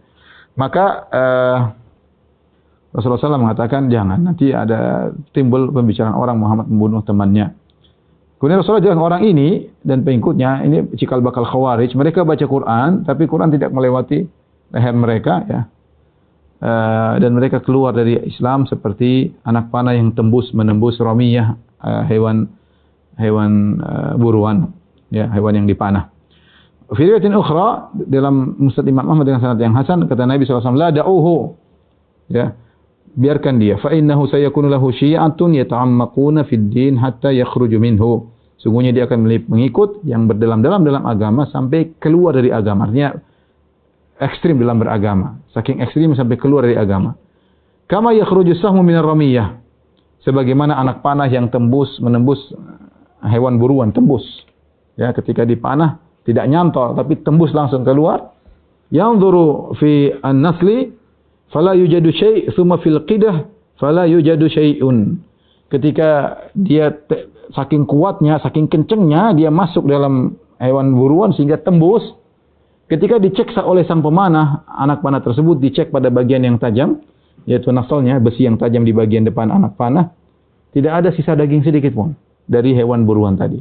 Kemudian dicek di kayu anak panah tersebut juga tidak tersisa apa-apa. Artinya benar-benar keluar, tidak tersisa sedikit pun dari hewan panah tersebut, dari hewan buruan tersebut. Ya. Thumma fil fuq fala yujidu syai'un. Kemudian dicek lagi di bagian tempat di bagian belakang, tempat untuk meletakkan tali busur. Jadi dicek semua bagian depan nggak ada, bagian tengah anak panah nggak ada, bagian belakang juga nggak ada sisa daging sama sekali. Sabaqal farsa wad dama, bahkan dia tembus tidak kena kotoran yang ada dalam tubuh hewan buruan tersebut dan juga tidak ada darah yang tersisa. Ini maksudnya penggambaran dari Nabi bahwasanya benar-benar mereka keluar dari agama bersih, tidak ada agama yang nyantol sedikit pun. Hewan buruan tadi dianggap seperti agama. Adapun anak panah yang tembus dengan kencang itu seperti orang-orang Khawarij yang masuk dengan kencang ekstrim kemudian keluar tanpa mencantol sedikit pun agama padanya. Makanya ada khilaf di kalangan para ulama tentang Khawarij, apakah mereka kafir atau tidak. Yang mengatakan mereka kafir, mereka berdalil dengan hadis-hadis seperti ini, bahwasanya mereka ini keluar dari agama, tidak ada kecantol sedikit pun agama pada diri mereka. Dan jumhur ulama mengatakan mereka tidak kafir karena Ali bin Abi Thalib ketika memerangi orang-orang yang murni Khawarij, ya, atau Haruriyun, ya, maka Ali bin Abi Thalib tidak bermuamalah dengan mereka dengan muamalah orang-orang kafir. Yaitu harta mereka tidak dijadikan ghanimah. Kemudian istri-istri mereka tidak dijadikan tawanan, tidak dijadikan budak perang. Makanya Ali ketika ditanya, Ali berkata, apakah mereka munafik? Apakah mereka kafir? Ya, kata Ali, minal kufri farru, mereka bukan kafir, mereka justru lari dari kekufuran, tapi salah jalan. Kemudian apakah mereka munafik? Munafiqun la yadhkurunallaha illa qalila. Orang munafik tidaklah menyebut Allah cuma sedikit, sementara mereka rajin beribadah kepada Allah Subhanahu wa taala. Kemudian Ali berkata, ikhwanuna bagau alaina. Mereka saudara-saudara kita cuma membangkang kepada kami, maka kami perangi. Cuma membangkang kepada kami, maka kami perangi, ya. Jadi muncul pertama Dzul Khuwaisirah tatkala pembagian ghanimah di Ju'ranah setelah perang Hunain dan perang Taif, ya. Baik, ketika Nabi SAW di Ju'ranah, datanglah Halimah Sa'diyah. Siapa Halimah Sa'diyah? Kalau kita kembali ke ini jilid keempat dari buku sirah, jilid pertama disebutkan bagaimana Nabi SAW tinggal di Halimah Sa'diyah sekitar 4 tahun, disusui oleh seorang ibu susuan namanya Halimah As-Sa'diyah. Halimah As-Sa'diyah dari kampung Bani Sa'ad di Taif. Ketika Nabi di Ju'ranah, maka datanglah ibu susuannya ini. Datang, ya, kepada Rasulullah SAW dan Nabi sedang di Ju'ranah. Fa'akramaha Rasulullah SAW, maka Rasulullah SAW memuliakan ibu susuannya tersebut. Al-Imam Al-Bukhari meriwayatkan dalam Al-Adabul Mufrad dan Abu Daud serta Ibn Hibban meriwayatkan dalam sahihnya dengan sanad yang hasan dari Abu Tufail, dia berkata, ra'aitu Nabi SAW yaksimu lahman bil Ju'ranah wa ana yawma idzin gulamun ahmilu adwal ba'ir fa aqbalat imra'atun badawiyah. Aku melihat Nabi SAW membagi-bagi daging di Ju'ranah, yaitu lagi makan Rasul bagi daging. Dan saya itu ketika masih remaja, dan saya membawa anggota badan dari kambing itu dari onta bagi-bagi daging. Fa aqbalat imra'atun badawiyah. Tiba-tiba datang seorang wanita badui. Ya. Falamma danat minan Nabi sallallahu alaihi wasallam, ketika wanita badui ini siapa tahu datang dekat sama Nabi, basatalah rida'ahu. Nabi sallallahu alaihi wasallam melepaskan ridanya. Rasulullah sallallahu bentangkan untuk diduduki oleh wanita tersebut. Fajalasat alaihi. Soalnya orang melepaskan ridanya, ini rida kan pakaian, dilepas, dibentangkan. Kemudian wanita tersebut duduk. Kita heran, ini siapa wanita ini? Wanita badui kok dimuliakan oleh Rasulullah sallallahu alaihi wasallam. Fasa'altu man hadhi? Aku bertanya, siapa wanita ini? Qalu ummuhu allati arda'athu. Itu adalah ibunya yang pernah menyusuinya. Ya, Rasulullah SAW tahu balas jasa. Apa yang terjadi dengan kaum Ansar, ikhwan dan akhwat yang dirahmati Allah Subhanahu wa taala? Ya. Perhatikan, Rasulullah SAW baru pertama kali melakukan kegiatan yang aneh di pandangan kaum Ansar. Rasulullah SAW menang, ghanimah banyak, bagi sana bagi sini. Bagi yang baru masuk Islam dikasih banyak-banyak, yang baru masuk Islam dikasih banyak-banyak. Kaum Ansar yang berjuang, yang membela Nabi, yang mengayomi Nabi ketika Nabi diusir, tidak dikasih apa-apa. Tidak dikasih apa-apa. Semua, Rasulullah SAW kulan nas minal ga'idal ansar. Semua dikasih. Semua dikasih, yang Quraisy yang baru masuk Islam, yang baru kafir-kafir yang kemarin berperang sama Nabi SAW, memerangi Nabi SAW. Sufyan bin Umayyah Rasulullah kasih 300 ekor onta, si fulan Rasulullah kasih ratusan ekor onta, kasih padahal musuh-musuh semua. Kaum Ansar yang membela Nabi sejak awal tidak dikasih apa-apa. Subhanallah. Semuanya tidak ada yang dikasih. Fa wajadu ala Rasulullah SAW fi amsi. Mereka mendapat sesuatu keganjilan dalam hati mereka. Ya, sampai banyak di antara mereka yang menangis ya. Hasan bin Thabit membuat satu qasidah berkata, zadat humumun fama'ul aini yanhadiru. Sahan idza hafaltahu abratun diraru. Kata dia, kesedihan semakin bertambah, maka air mata kemudian berjatuhan ya.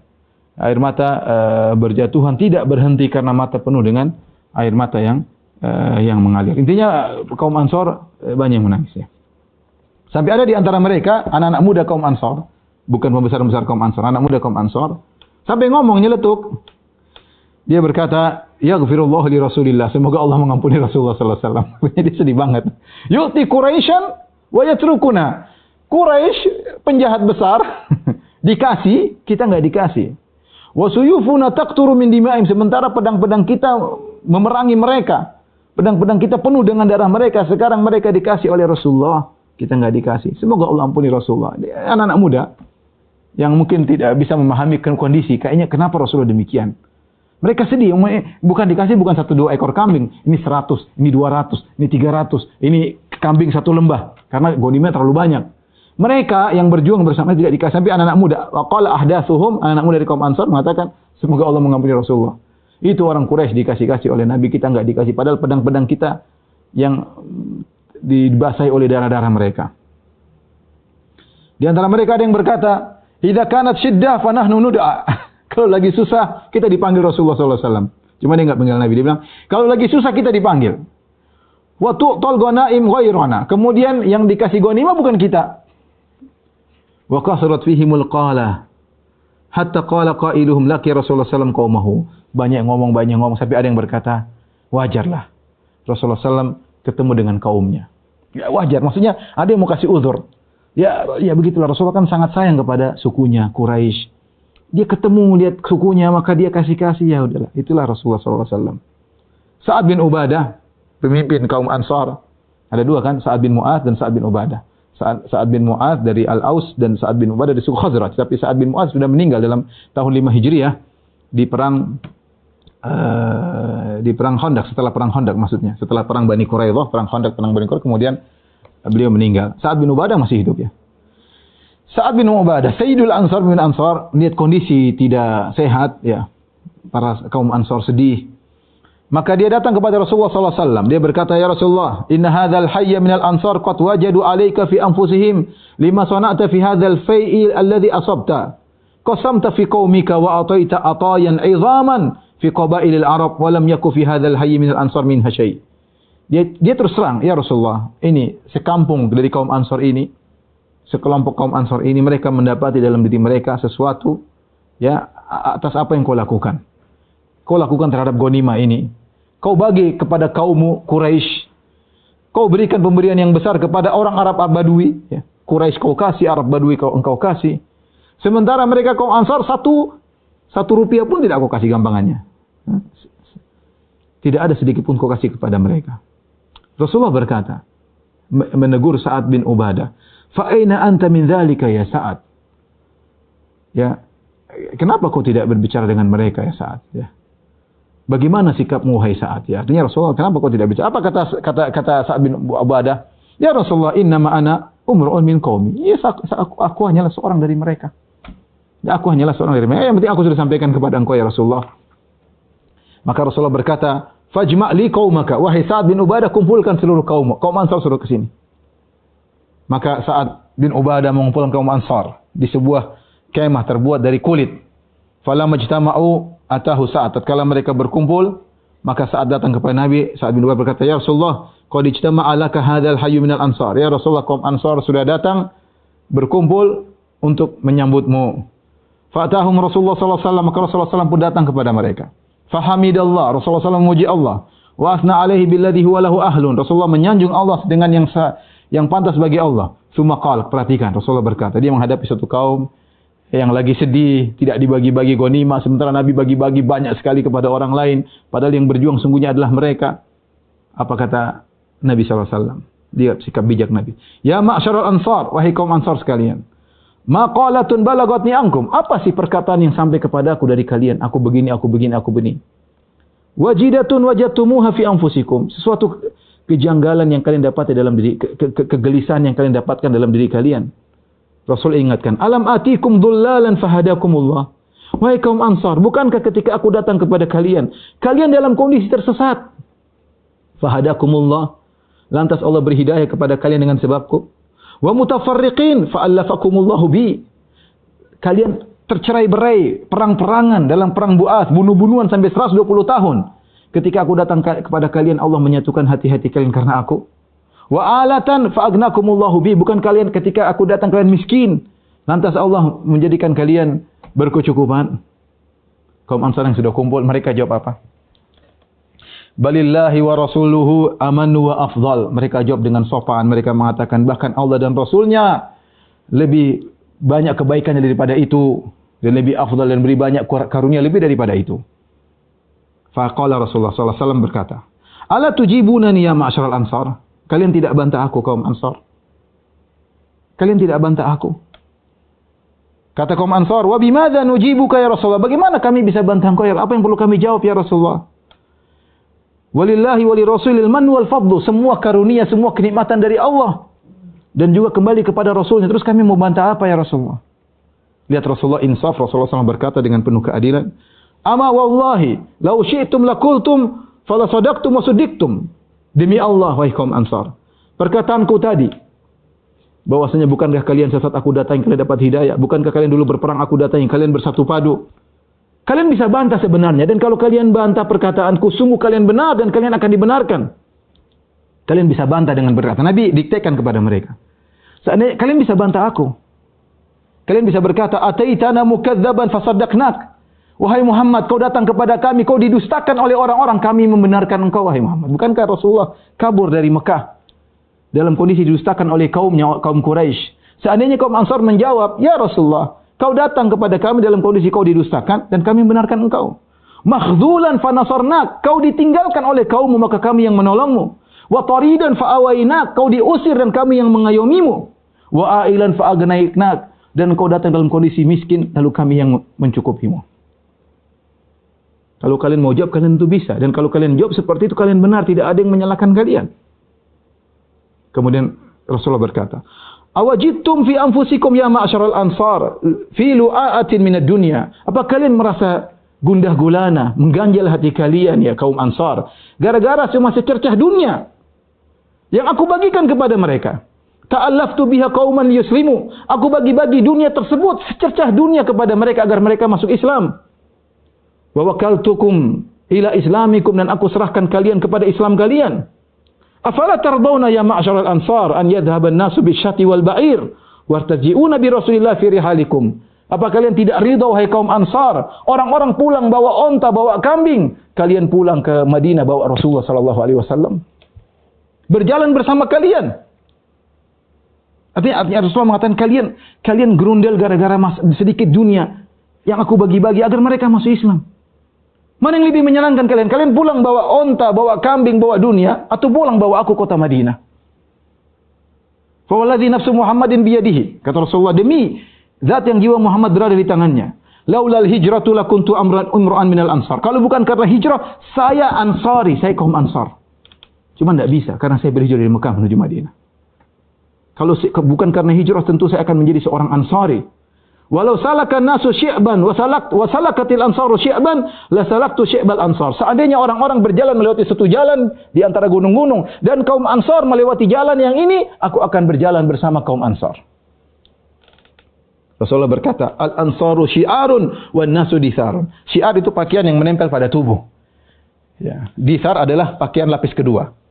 Kata Rasulullah, al-ansaru syi'ar. Aku sangat dekat dengan kalian. Seakan-akan kalian adalah bajuku yang menempel di kulitku. Wan nas disar. Adapun orang ada level kedua. Ring dua, kalian ring satuku. Allahumma arhamil ansar. Ya Allah, rahmatilah kaum ansar. Wa abna al-ansar. Dan rahmatilah anak-anak kaum ansar. Wa abna-abna'il ansar. Dan rahmatilah cucu-cucu ansar. Fabakal ansar. Kaum ansar pun menangis ketika mendengar perkataan Nabi SAW. Hatta akhdalu lihahum.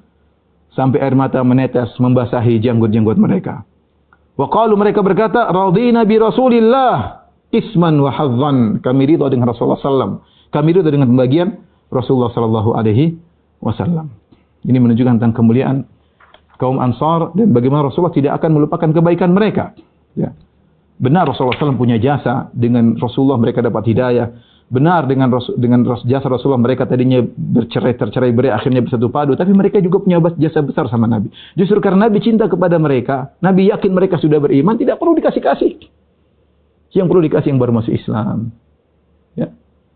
Dan Rasulullah mengatakan, kalian akan pulang membawaku ke kota Madinah bersama Rasulullah SAW.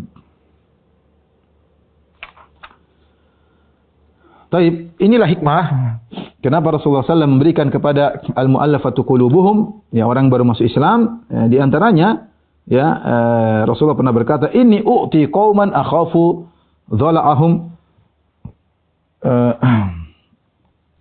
wa jaza'ahum wa akilu aqwaman ila ma ja'alallahu fi qulubihim minal khair wal ghina minhum Amr bin Taghlib. Aku memberikan suatu kaum, aku khawatir mereka nanti Islamnya bengkok-bengkok, maka kasih biar kokoh Islamnya. Ya. Dan aku membiarkan sebagian kaum mereka bersandar kepada iman yang ada dalam hati mereka. Ya. Di antara orang-orang yang aku tidak berikan harta, tapi aku tawakalkan mereka kepada iman mereka kepada Allah adalah Amr bin Taghlib. Ya. Rasulullah sebut seperti Amr bin Taghlib. Ini aku tidak kasih apa-apa. Kenapa? Dia punya iman. Kata Amr bin Taghlib ketika mendengar komentar Nabi, ma uhibbu annali bi kalimati Rasulillah humran na'am. Kalau disuruh tukar dapat onta merah, harta termewah ketika itu, tapi saya tidak dengar Nabi ngomong gitu, saya lebih baik tidak usah dapat onta merah. Artinya sekarang kan dia berkata, kalau kita zaman sekarang, saya lebih suka Nabi bilang saya, ini Amr bin Taghlib, saya tidak kasih harta karena ada imannya, itu lebih saya sukai daripada saya dikasih mobil Mercedes-Benz berwarna merah. Artinya Rasulullah sebut nama dia, Rasulullah puji dia. Rasulullah juga berkata, inilah utiri jalan hadithu ahdihim bi kufrin. Hadithu hadithun ahduhum bi kufrin. Sungguh aku memberikan sebagian orang yang mereka baru saja masuk Islam. Inilah di antara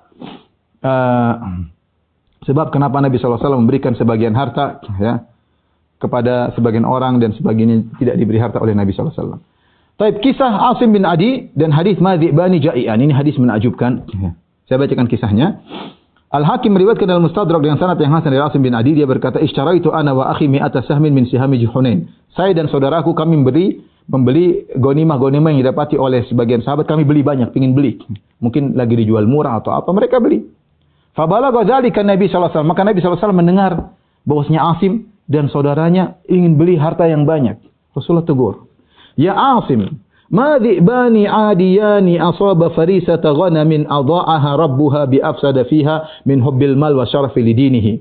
Wahai Asim, tidaklah ada dua serigala yang menyerang kemudian mendapati satu korban kambing, ya, yang ditinggalkan oleh pemiliknya sendirian kambing tersebut. Ya, sendirian kambing tersebut, ya, yang akan diterkam, ya. Kerusakan yang ditimbulkan oleh dua serigala ini tidak lebih parah daripada kerusakan agama seseorang akibat cinta kepada harta dan cinta popularitas atau kemuliaan.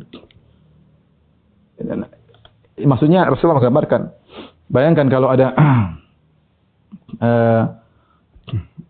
2 ekor kambing dilepas pada sekumpulan 2 ekor serigala. Dalam riwayat lain kata Nabi, "Madhibani ja'ian ursila fi ghanamin." Tidaklah ada 2 ekor serigala yang lapar dilepaskan pada sekumpulan kambing, ya.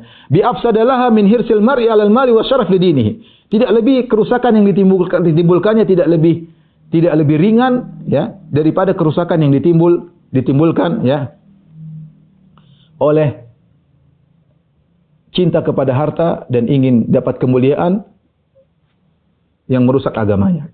Sehingga Rasulullah SAW memberi gambaran perkara yang hissi dengan perkara yang maknawi. Kita tahu kalau ada 2 ekor kambing, 2 ekor serigala lapar nih, bukan serigala biasa, lapar.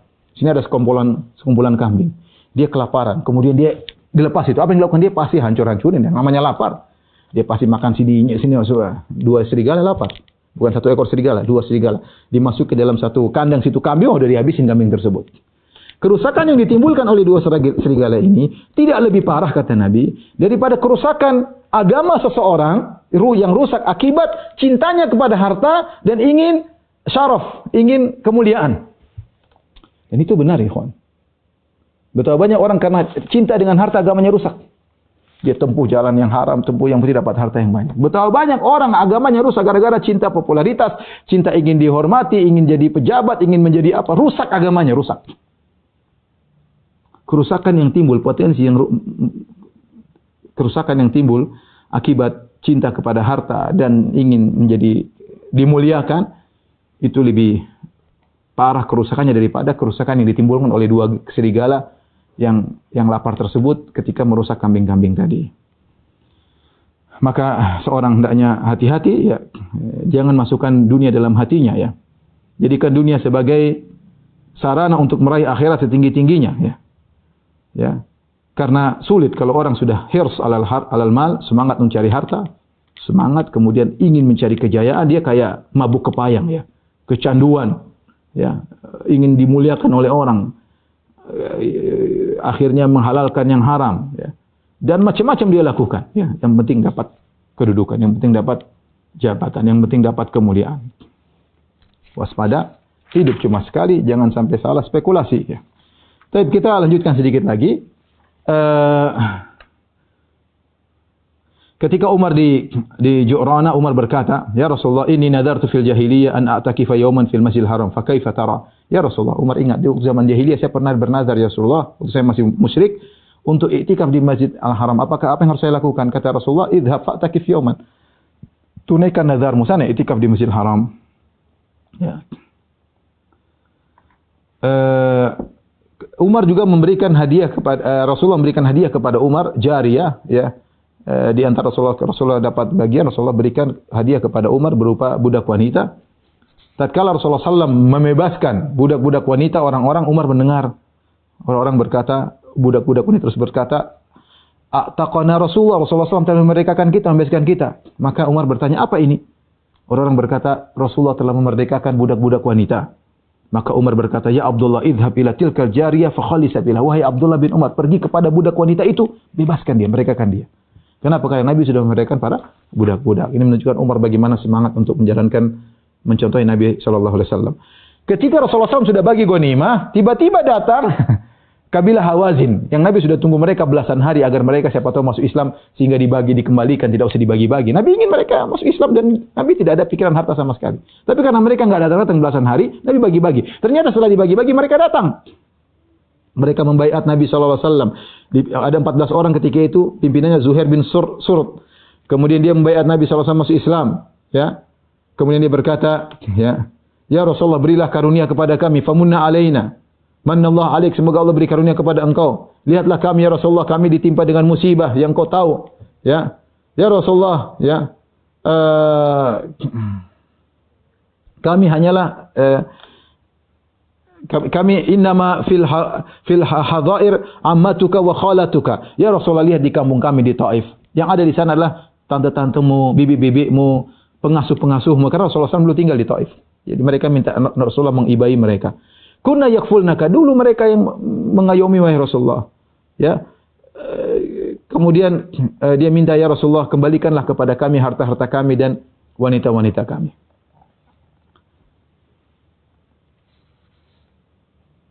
Rasulullah SAW berkata, ya, ma iman taraun ahab wa ahbul hadis ilayya asdaquhu. Kalian lihat yang tersisa padaku cuma ini saja, tidak ada yang lain. Saya sudah bagi seluruhnya. Terlambat kalian. Fakhtaru ihda ta'ifatain. Kalian ingin apa? Wanita-wanita saya kembalikan atau harta? Wa qad kuntu ista'naitu bikum. Saya sudah tunggu kalian lama. Kalian baru datang sekarang. Rasulullah SAW menunggu mereka belasan hari, ya. Namun ternyata mereka datang belakangan. Akhirnya mereka berkata, nakhtar sabyana. Ya Rasul, kami pilih wanita-wanita kami yang kau tawan. Maka Rasulullah SAW mengatakan, apa yang aku miliki dari tawanan-tawanan wanita dan apa yang dimiliki oleh anak-anak Abdul Muttalib, ambil buat kalian seluruhnya. Ya. Ya. Kemudian Rasulullah kembalikan. Ya. Dan Rasulullah SAW memotivasi para sahabat yang sudah terlanjur mendapatkan ghanimah. Kata Rasulullah SAW, amma ba'du fa inna ikhwanakum qad ja'u ta'ibin. Wahai para sahabatku, sungguhnya teman-teman saudara-saudara kalian telah datang bertobat. Wa inni qad ra'aitu an aruda ilaihim sabyahum. Dan aku lihat aku kembalikan tawanan-tawanan mereka. Ya. Akhirnya Rasul berkata, apa yang aku miliki dan dimiliki oleh putra-putra Abdul Muttalib, maka semuanya dikembalikan kepada kalian. Maka kaum Muhajirin berkata, apa yang kami miliki, budak-budak yang memiliki, kami kembalikan kepada Rasulullah SAW. Ya, kami kembalikan kepada kabilah Hawazin. Adapun Arab Badui seperti Uyainah bin Husn dia mengatakan, adapun yang kami miliki, kami enggak, tetap buat kami. Aqra' bin Habis berkata, adapun budak yang kami miliki, kami enggak akan kembalikan. Adapun Rasulullah dan para Muhajirin mengembalikan seluruhnya kepada kabilah Hawazin. Adapun kaum Ansar mereka tidak punya apa-apa.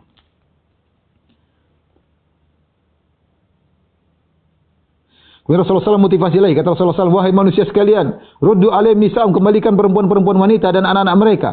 Barang siapa yang berpegang, ya, faman tasaka bi syai'in minal fai' falahu alaina sittatu fara'id min awali syai'in yufi'uhu Allah alaina. Barang siapa yang punya kemudian dia kembalikan, nanti kalau kami dapat ghanimah lagi kami akan ganti, ya. Kemudian pimpinan perang mereka yaitu Malik bin Auf An-Nasri, ya, Rasulullah tanya, mana pimpinan kabilah Hawazin, Malik bin Auf An-Nasri? Apa yang dia lakukan? Kata mereka, dia sedang di Taif bersama kabilah Thaqif. Maka Rasulullah SAW menyuruh untuk menahan istrinya, ya, jangan jadikan budak, ya. Kemudian Rasulullah berkata, sampaikan kepada si Malik, kalau dia datang Islam kepadaku, aku akan kembalikan hartanya dan keluarganya, ya, dan aku akan belikan 100 ekor onta. Akhirnya ketika Malik, pimpinan mereka, mendengar kabar tersebut, maka dia pun senang, ya, maka dia pun pergi, kemudian dia pun dikasih oleh Nabi, istrinya dikembalikan, hartanya dikembalikan, bahkan dapat bonus 100 ekor onta. Dan demikianlah fikih Nabi sallallahu alaihi wasallam. Ada orang-orang diajak kepada Islam, kepada dakwah dengan harta, karena mereka, tapi nanti dengan pelan-pelan mereka tahu tentang indahnya Islam dan akhirnya Islam lebih mereka cintai daripada dunia dan seisinya. Wallahu a'lam bishawab. Demikian saja kajian kita, kurang lebih saya mohon maaf. Insyaallah kita lanjutkan pekan depan. Subhanakallah bihamdik asyhadu an la ilaha illa anta astaghfiruka wa atubu ilaik. Assalamualaikum warahmatullahi wabarakatuh.